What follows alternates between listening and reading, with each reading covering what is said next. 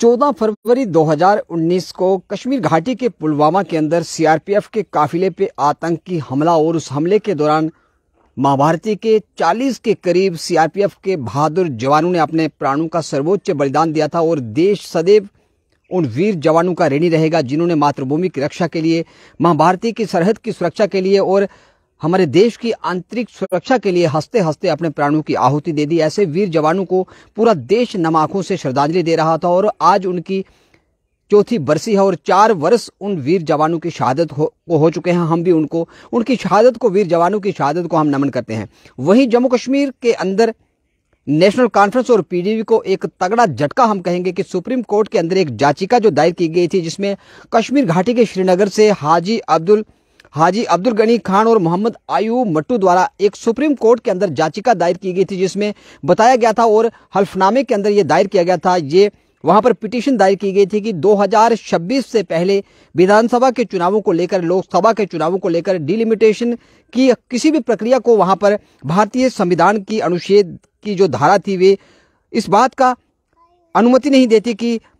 जम्मू कश्मीर के अंदर 2026 से पहले किसी भी प्रकार की डिलिमिटेशन की जाए, वहां पर विधानसभा की डिलिमिटेशन की जाए, लोकसभा की डिलिमिटेशन की जाए। फिलहाल किसी भी प्रकार की जो भारतीय संविधान का जो धारा 170, संविधान की 170, ये भारतीय संविधान की धारा 170 ये वहां पर अनुमति देता है कि 2026 से पहले जम्मू कश्मीर यूटी के अंदर किसी भी प्रकार की डिलिमिटेशन, विधानसभा के चुनावों का गठन से पहले वहां पर किसी भी विधानसभा की सीट को बढ़ाए जाना, वोटों को एक सीट से काटकर दूसरी सीट के साथ लगाए जाना, लोकसभा को लेकर वहां पर प्रीसिमेंट करना, किसी भी प्रकार की इजाजत जो भारतीय संविधान की धारा 170 ये आपको अनुमति नहीं देती कि वह जम्मू कश्मीर के अंदर डिलिमिटेशन करे। और उसके बाद सुप्रीम कोर्ट का सुप्रीम निर्णय,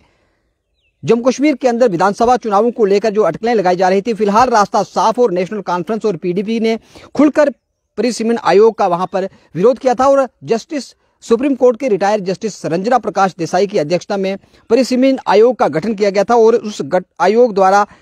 6 मार्च 2020 को विधि और न्याय मंत्रालय द्वारा प्रीसिमेंट आयोग की 2002 की धारा 3 के तहत ये शक्ति का प्रयोग करते हुए इस अधिसूचना को जारी किया गया था। और प्रीसिमेंट द्वारा 5 मई 2022 को अपनी अंतिम पैनल की जो रिपोर्ट थी वह रिपोर्ट सबमिट की थी, जिसके बाद विधानसभा के चुनावों को लेकर रास्ता साफ था, रास्ता क्लियर था और जम्मू कश्मीर के अंदर चुनाव होंगे, चुनी हुई सरकार होगी, इस बात की अटकलें लगाई जा रही थी। लेकिन पिटीशन दोषी कश्मीर घाटी के अब्दुल गनी खान और मोहम्मद आयूब मट्टू द्वारा लगाई गई थी, ये याचिका को खारिज करते हुए सुप्रीम कोर्ट का सुप्रीम निर्णय और जम्मू कश्मीर के अंदर विधानसभा के चुनाव हो सकते हैं। और जिस प्रकार से कश्मीर घाटी के अंदर कश्मीर वेस्ट पार्टियां जो लगातार जम्मू कश्मीर की जनता को भरमा रही हैं और जम्मू कश्मीर की जनता को ये सपने दिखा रही है कि जम्मू कश्मीर के अंदर धारा 370 को वापस लाएंगे, जिस प्रकार से सुप्रीम कोर्ट का सुप्रीम निर्णय विधानसभा और लोकसभा के गठन को लेकर आया, उसी प्रकार का निर्णय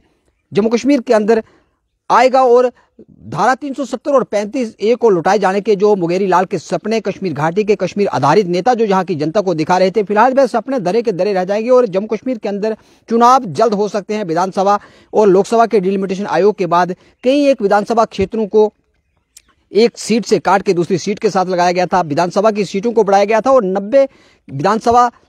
के सदस्य वाली जम्मू कश्मीर विधानसभा अब चुनावों के लिए पूर्ण रूप से तैयार है। जिस प्रकार से प्रत्येक राजनीतिक दल जम्मू कश्मीर के अंदर जल्द से जल्द विधानसभा के चुनाव को कराए जाने की कवायद को लेकर जनता में लगातार अपनी पहुंच को यकीनी बनाने के लिए लगातार जनता के टच में है। और हर एक राजनीतिक दल यही चाहता है कि जम्मू कश्मीर के अंदर जल्द से जल्द विधानसभा के चुनाव हो, चुनी हुई सरकार हो। और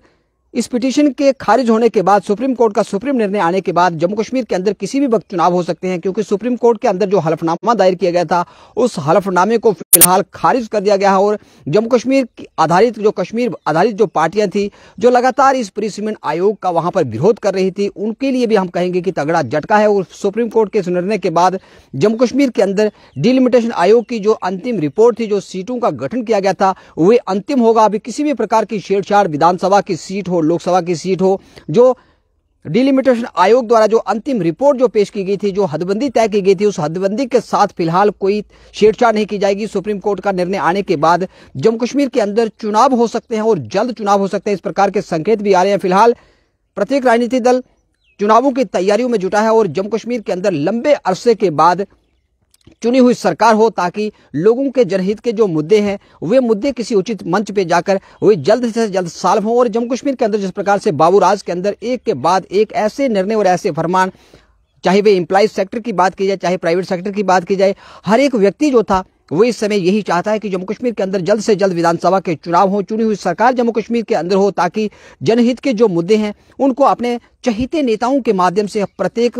जो मुद्दा था उसका हल जो था वह उचित समय पे निकल सके। इसलिए जम्मू कश्मीर के अंदर सुप्रीम कोर्ट का निर्णय जो था वही जनता की आकांक्षाओं पे खरा उतरा है और जम्मू कश्मीर के अंदर अब विधानसभा के चुनाव के लिए रास्ता साफ है और चुनावों की तैयारियों को लेकर प्रत्येक राजनेता इस समय जुटा हुआ है और राजनीतिक दल यही चाहते हैं कि जम्मू कश्मीर के अंदर जल्द से जल्द चुनाव हो, बाबू राज से निजात मिले और जम्मू कश्मीर जो था विधानसभा जम्मू कश्मीर के पास अपनी हो, जम्मू कश्मीर के पास अपना मंत्रालय हो, जम्मू कश्मीर के पास अपना मुख्यमंत्री हो, ताकि जनता की सुविधाओं के लिए नए से नए कानून यहां पर बनाए जाएं और जनता को मूलभूत सुविधाएं पहुंचाने के लिए, जनता तक अपनी पहुंच को यकीनी बनाने के लिए राजनेताओं के माध्यम से प्रत्येक मसले का जो उचित मंच के माध्यम से हल निकले। इसके लिए जनता यही चाहती है कि जम्मू कश्मीर के अंदर चुनाव हो और चुनावों के लिए अब रास्ता साफ है। जिस प्रकार से चुनाव आयोग द्वारा भी और जम्मू कश्मीर के अंदर जितने भी जो एजेंसियां हैं उन एजेंसियों के माध्यम से गृह मंत्रालय को ये रिपोर्ट सबमिट की गई थी कि जम्मू कश्मीर के अंदर इस समय माहौल उचित है, माहौल और वातावरण अनुकूल है, परिस्थितियां अनुकूल हैं, जिसके चलते जम्मू कश्मीर के चुनाव जल्द से जल्द कराए जाएंगे और जम्मू कश्मीर के चुनावों के बाद जनता राहत की सांस जरूर लेगी। और सुप्रीम कोर्ट का सुप्रीम निर्णय नेशनल कॉन्फ्रेंस और पीडीपी जो लगातार इस परिसीमन आयोग का विरोध कर रही थी उनके लिए भी एक तगड़ा झटका कहेंगे। और जिस प्रकार से धारा 370 और 35A को लौटाए जाने के सपने जहां की जनता को दिखाए जा रहे थे, उसी प्रकार के सपने यहाँ के राजनेता दिखा रहे थे कि इस डिलिमिटेशन आयोग की रिपोर्ट को वह खारिज करवाएंगे और परिसीमन को वह खारिज करवाते हुए पूर्ण जो पुनः की तर्ज पर विधानसभा की सीटें होंगी उसी तर्ज पर यहाँ पे चुनाव होंगे। लेकिन फिलहाल रास्ता साफ और सुप्रीम कोर्ट का निर्णय कि जम्मू कश्मीर के अंदर जो डिलिमिटेशन आयोग की जो रिपोर्ट सबमिट, जो अंतिम रिपोर्ट थी वे सही है और सही मायनों में जिन विधानसभाओं और जिन लोकसभाओं का गठन किया गया था उसी की तर्ज पे अब जम्मू कश्मीर के अंदर विधानसभा के चुनाव होंगे। तमाम अपडेट्स के आप देखते हैं बाबू से के साथ, बाबू उसके लिए मैं राजेंद्र राणा।